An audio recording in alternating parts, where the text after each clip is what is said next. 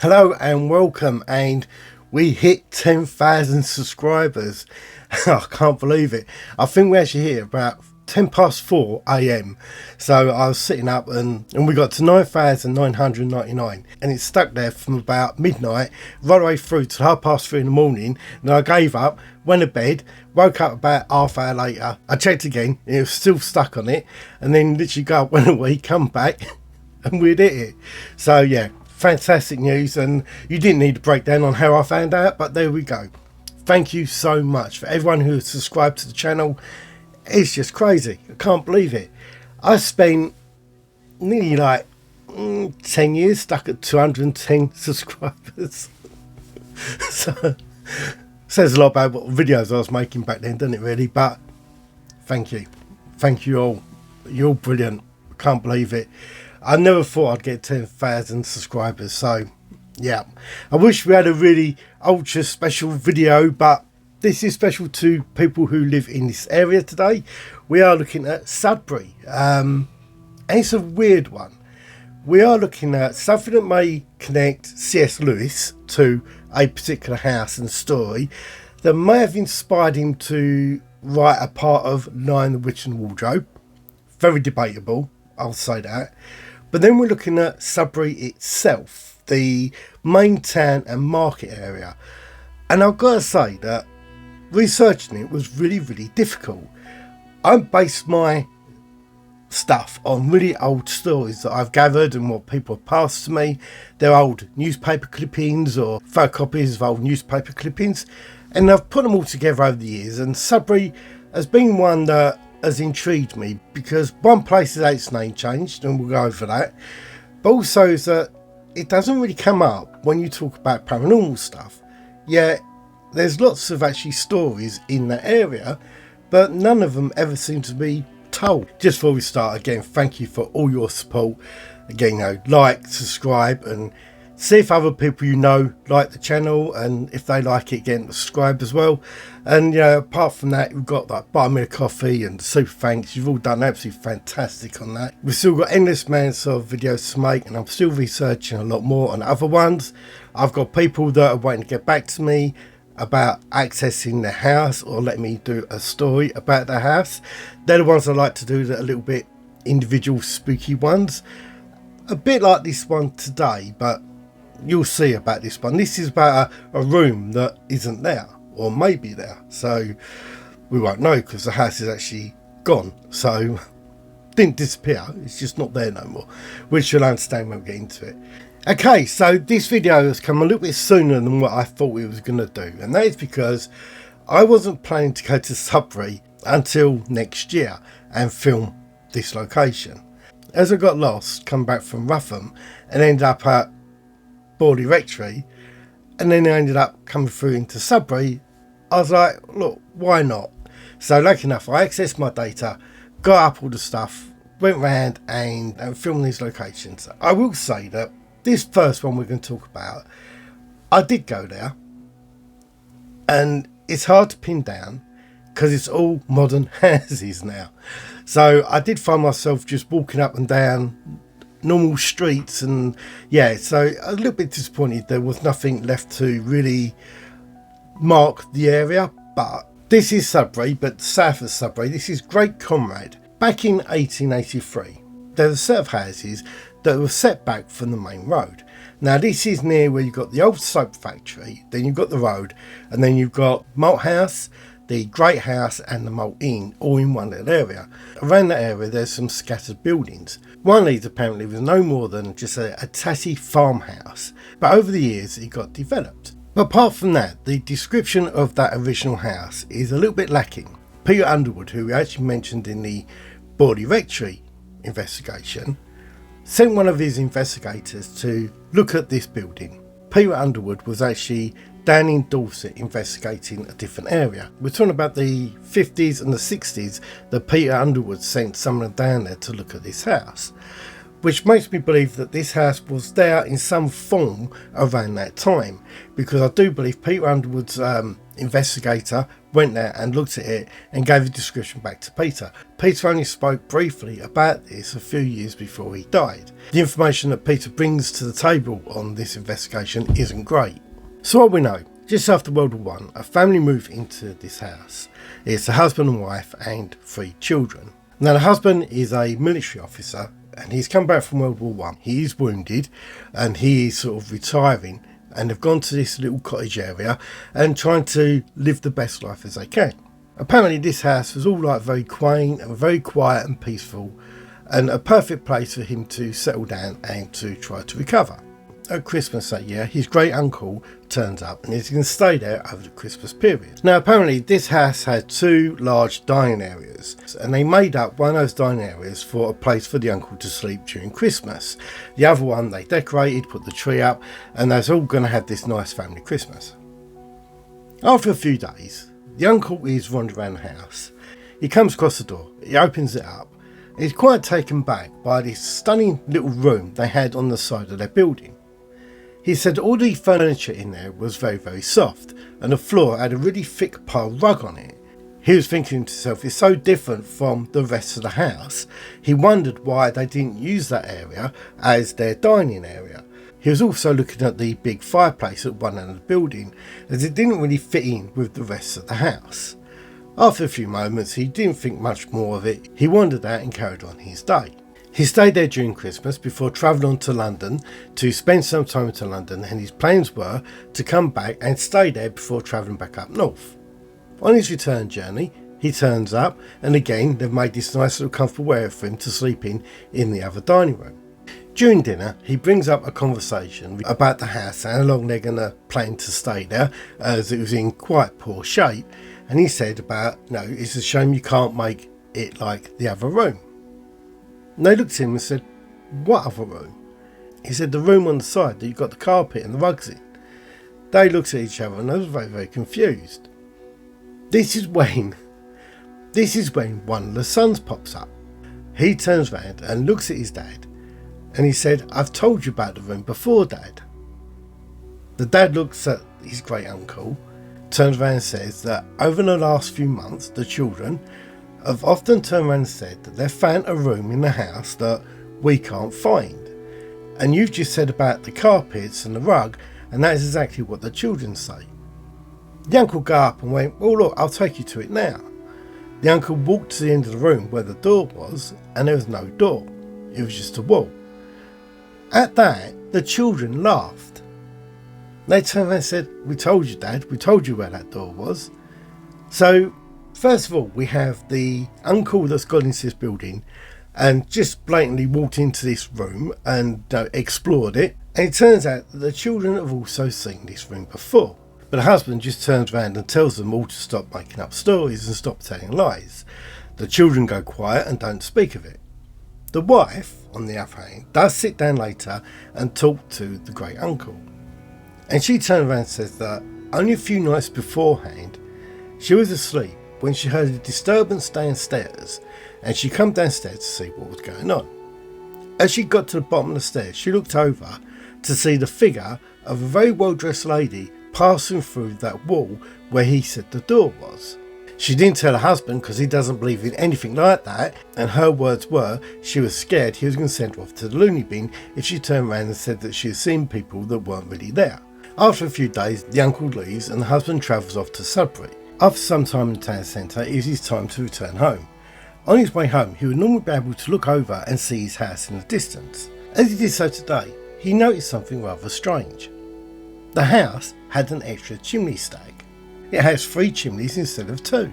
He carries on riding, and again, the next opportunity he gets to look over to where his house was, he looks, and again it's got 3 chimney stacks. This time there's actually smoke coming out of the 3rd chimney stack. Bewildered by this, he carries on his journey. The final opportunity he gets to look at his house from a distance, the chimney stack has disappeared, and the house is back to normal. On returning home, he doesn't immediately tell his wife what has happened. They go to bed, and again the wife is woken up by a sound in the house. This time she wakes her husband up and says, come down with me, because last time I'd done this, I thought I'd see somebody in the house. She wasn't saying as a ghost or anything like that to him, because again, he doesn't believe in anything like that. So together they get up and start walking down the stairs. They both see this figure of a really well-dressed lady walking across the floor and disappearing through the wall. Again, this is where the children and the uncle had said that the doorway was. After seeing this, he didn't want to stay in that house any longer. He actually took his family out of the house and never returned. The house sat empty for about a year. Then we get William and Josephine Fletcher. They move into the house and they have 6 children. And it was quite a tight fit for all those to live in the house together. But that's, I guess, going by modern standards. Back then it was probably quite normal to have so many people living in a small house. But they did convert the other dining area into bedrooms for some of the children. From what I understand, the husband was something to do with marking and creating new roads across the country. He spent a lot of time away from home. During this period of time, Josephine would employ a nanny to come and look after the children with her. It was actually the nanny that picked up on something strange in the house first of all. Before this, nothing had happened at all. They were quite happy living there. The nanny comes down and she stays over. She hears, like the family beforehand did, a sound coming from downstairs. She gets up and creeps downstairs to see if one of the children has got up and is best behaving. This is her responsibility to look after the children. She describes to Josephine, she sees this very well-dressed lady standing in the middle of the room downstairs. The nanny turns around and asks the lady how she got into the house. The lady blanks her and carries on walking and walks through the wall. The nanny screams and wakes up the whole house. She sits there and explaining to Josephine what she had seen. The children are quite disturbed by this story, but also quite excited. This actually changes the behaviour of the children over the next few days. They don't want to go to bed, they want to sit up downstairs and see if they see the ghost of this lady, which I find it's quite funny. It's probably what kids would actually do. But then something happens. They get hit by a snowstorm. During this snowstorm, the children are bound to their rooms. They're not allowed to go out or play or anything like that. The atmosphere is quite tense. It comes to tea time and they're all called to the table. One of the children is missing. The nanny gets back up from the table, walks round trying to find this other child. Josephine then gets up and joins her. They search all over that house. They can't find this child anywhere. They've gone from top to bottom. They're starting to panic. They've opened up the front door. They've looked outside. It is deep snow. No one would actually go out there. And again, they couldn't see any footprints or anything like that. He didn't get out the windows or anything. They go back into the dining hall to question the children and if he had said anything before he disappeared or anything he was going to do, like running away. They said no, they hadn't seen him for quite some time that morning. As they start to get more and more concerned, the little lad walks into the dining room. Josephine grabs him and scolds him for being missing. And he goes, I wasn't missing, I was just in the other room. And she goes, no, you're lying, don't lie to me. And with that, she scolds him again. He's going, I'm not lying, I'm not lying. The nanny steps in and goes, well, what room was you in then? Because we looks in everyone. He turned around and said, the one with the big thick rug. With that, the mum scolds him again, because there's no room in that house with a big thick rug. But the boy sticks to his story and keeps saying that he's been in this room. After the punishment, everything quietens down. The boy goes back over to his other brothers and sisters and talks to them and saying that he wasn't lying, that he found another room and he was just sitting in there because the rug was so soft. Brothers and sisters don't believe him either. He goes, honestly, I was just in the other room. He takes the children along and apparently all these children, they will enter this room with this big fluffy rug there, sit down and spend some time in that room before coming back out. By this time, the mum, Josephine, and the nanny are in hysterics because they've all completely disappeared and they're thinking that the whole lot of the kids have run out the house. The nanny turns out to be a little bit clued up on the spiritual side, and she's got connections with people that investigate things like this. She thinks it's a little bit weird that all these children are saying they've been in a location that they can't find, and about the lady she sees standing in the middle of the room and then walking through the wall. She'd also spoken to the children and asked where this room was, and they'd actually pointed to the exact location where this woman walked through. So with Josephine's agreement, they decide that they're going to get some people down to hold a seance in that house. During this seance, the person leading it says that she's contacted a spirit of a lady that once lived in that house many years ago, who passed away by the fireplace in the other room. When questioned about this other room and what had happened to it, the lady explained that she actually passed away when the whole building caught fire. The only part of the building that didn't actually burn down and collapse was the room that she actually passed away in. On William's return, he contacts the Society of Psychic Research, and I believe this is where Peter Underwood got all his information from regarding this and how all those links sort of happened.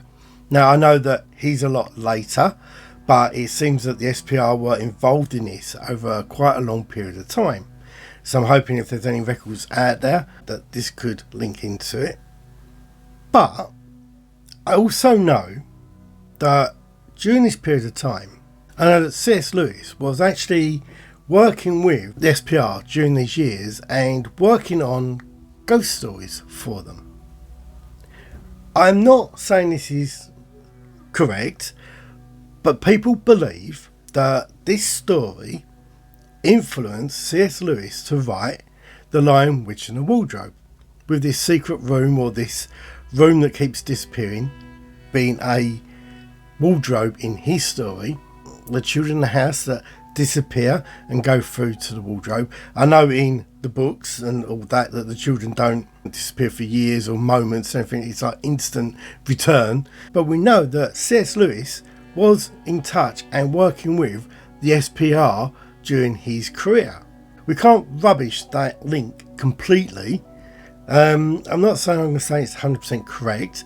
I know some local people would love it to be correct, but again, I say this is very sketchy reporting.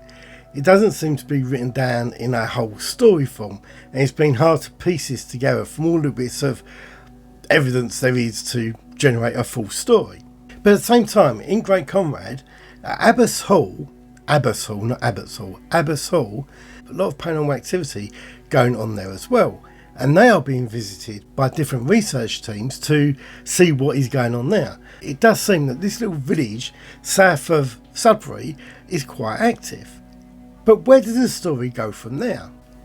A few days after that seance, Josephine is walking around the house, bewildered by all the events that have gone on, when she notices the doorway herself. She enters that doorway. Instead of entering the room that everyone described, she entered almost a ruined room. She describes it as the wattling on the walls had all collapsed, and she could actually see outside. All the floorboards on the floor were all broken up, and standing at the far end of that room by a big fireplace was this lady in this very well dressed clothes. The image of the lady didn't last very long, and she started to fade away right in front of Josephine's eyes. Some weeks go past, and they are visited by a researcher who sits them down and explains that his belief, the house is built on the site of an old cottage, and that originally the house that they actually live in now did have an extension on the end of it. And what it was when the cottage was built back up again, they actually used a part of that section of the building that had survived the fire. But over the years, that part of the building that had survived started to crumble, so it was knocked down. Where that gap was that had been knocked down, they built another chimney stack onto the end of that building that would actually make just 2 chimney stacks. Now, when you think about what happened first of all, when people were seeing 3 chimney stacks, that would be correct if the other part of that building hadn't been pulled down, but at the same time it would have been wrong because the middle chimney stack then wouldn't even be there.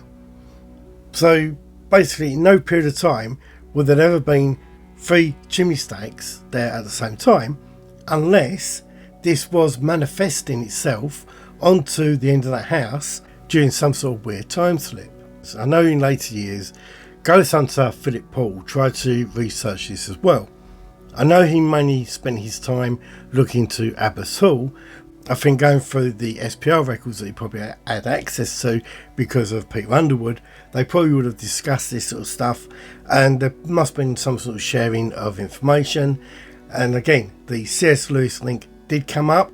Again, I don't know if it was ever proven or if anyone ever spoke to C.S. Lewis to find out if this is the reason behind those stories. I know the link with C.S. Lewis and the Psychic Research Society is correct, so there is every possibility that there is something in it.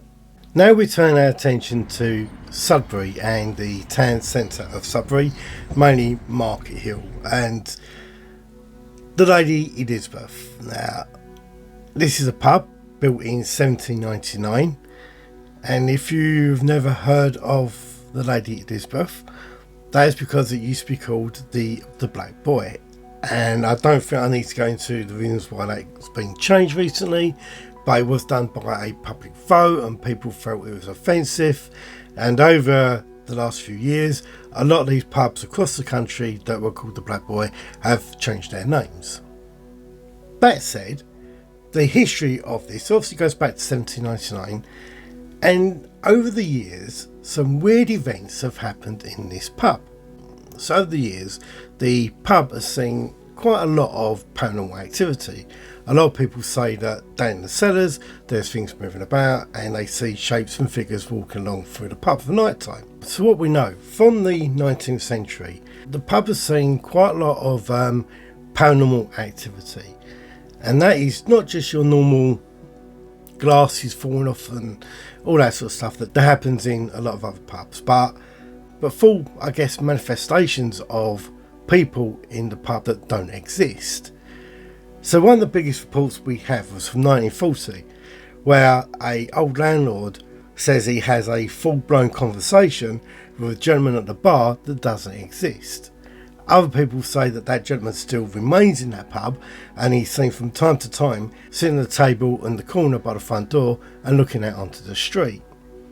Now, I did speak to the people in that pub on that night, some of the locals, and some of them wanted me to take a photo of them, and this is the gentleman that I said I was going to put his photo in here if he didn't tell me any ghost stories. So he didn't tell me any ghost stories, so here's his photo, and I hope he enjoys that. Great people in there, atmosphere lovely, talking to the bar staff. They're very aware of paranormal stuff going on in that pub, mainly the chefs. Now, I didn't get to speak to the chefs, unfortunately. The person behind the bar, she did tell me that I need to speak to them because a lot of this stuff tends to happen in the kitchen, so I can only imagine what is going on in there.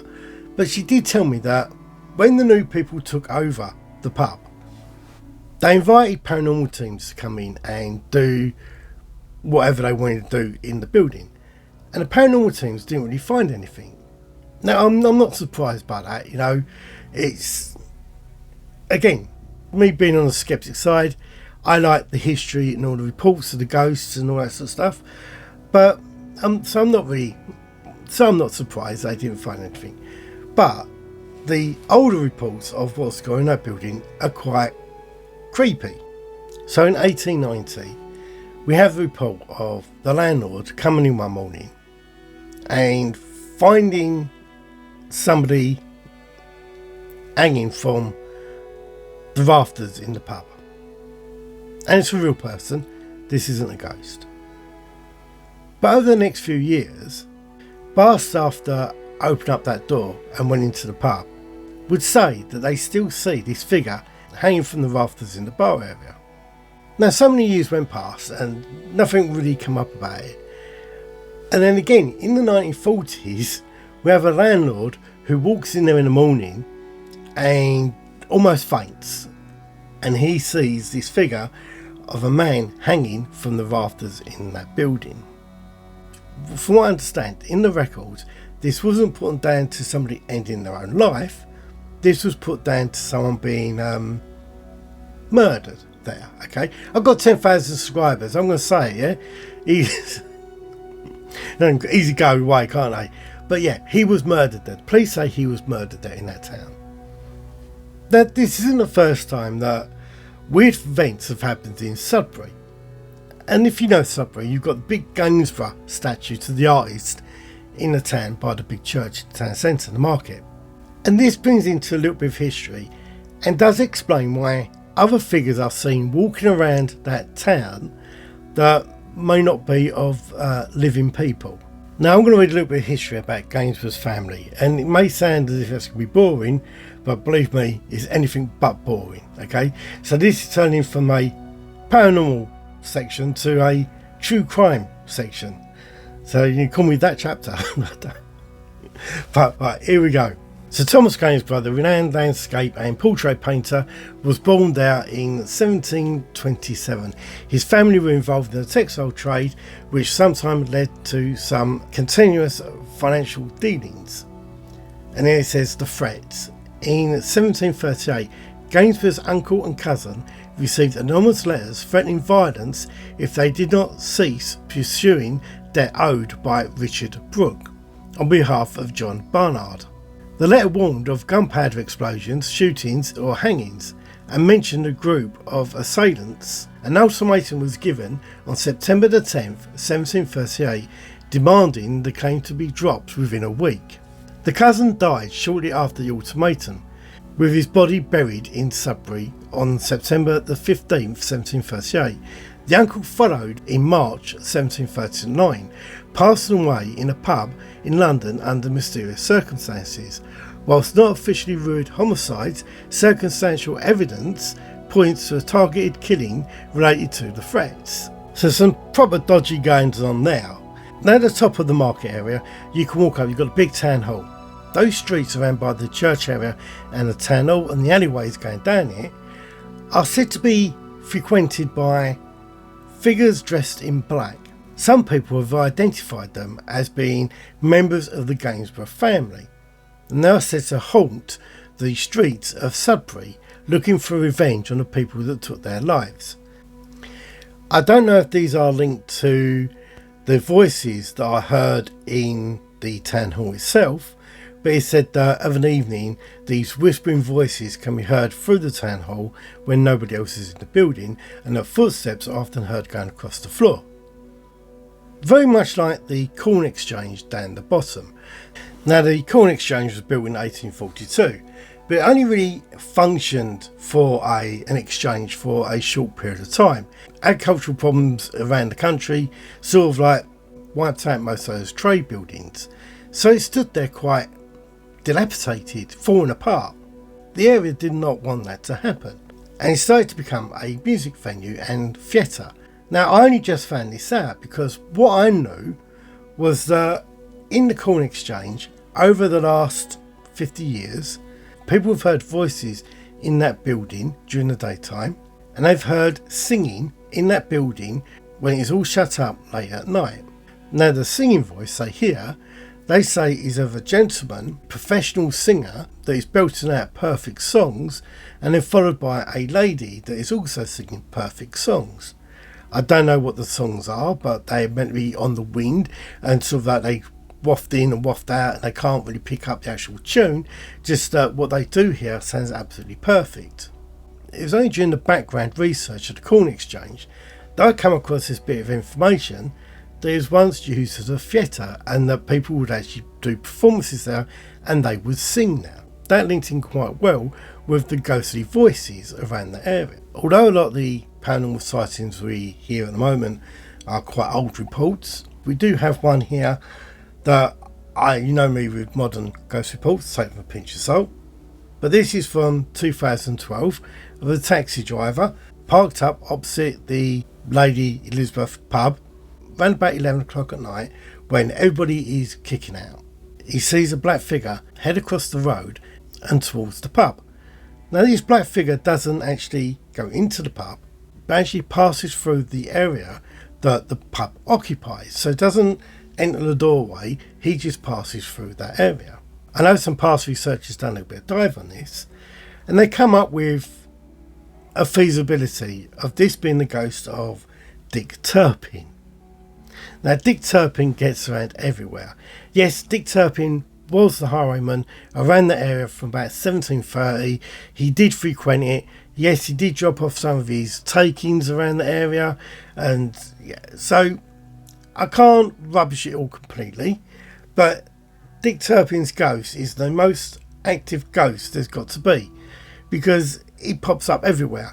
He's a bit like Charles Dickens and pubs. Now, there's not a pub that you come across where Charles Dickens hasn't had a drink. So it doesn't seem, it seems the same with Dick Turpin. The guy haunts every single town in Essex up to Yorkshire, so it's a little bit confusing. But also I think that if you add in the Gainsborough family ghosts that meant to haunt the area, and that's seen walking up down the street hunting revenge, I think that's a more plausible explanation if you've got to have one. Now, these figures are seen from the Corn Exchange up to the market, up to the town hall. They're also seen a lot of the other local pubs around the area, like the Carol and all this sort of stuff. So these black caped figures are seen all over the town. When you say these black caped figures, you've got to remember these were the fashion at the time. And if you're viewing them of a night time, their capes could be blue, could be purple, could be anything. They just look black because it's night time.